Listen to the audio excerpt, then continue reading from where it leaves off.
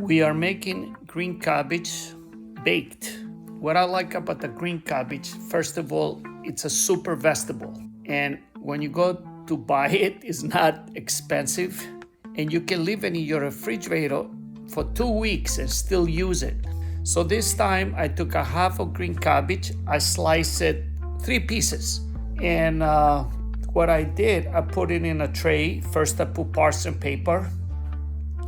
I preheated my oven to 375 and I made a nice mix. I took a half a cup of olive oil, 1 teaspoon of dry onion, 1 teaspoon of dry garlic, and I put a half a teaspoon of thyme and a half a teaspoon of rosemary. I really wanted the green cabbage to have like the steak flavor. So you can be a vegetarian, have this cabbage, and you feel like you're eating a steak. So what I did, took out the leaves from the green cabbage from outside. You try to take few out because if you bake it, the outside leaves, they're a little rough, but I still like it. If you put the right spices and stuff, I don't mind it. So what I did, I took a brush, I brushed the green cabbage, and then I put it inside the oven for 30 minutes.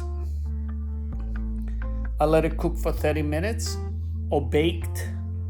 Then I pulled it out and I put the rest of the mix, and then I put it back in the oven for another 20 minutes. In the meantime, I made this amazing dip or dressing. Then I used 1 tablespoon of mustard. So I used 2 tablespoons of organic mayonnaise, 1 tablespoon of A1 sauce. And boy, this dressing was good. And then the green cabbage, it was ready.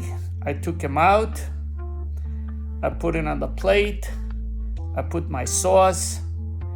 And I sat down and I ate it. God, did I enjoy this meal. Make it home. Please let me know how much you love it. Subscribe to my YouTube channel to find delicious recipes. My recipes, you're not going to find any white flour, sugar, or bad fats.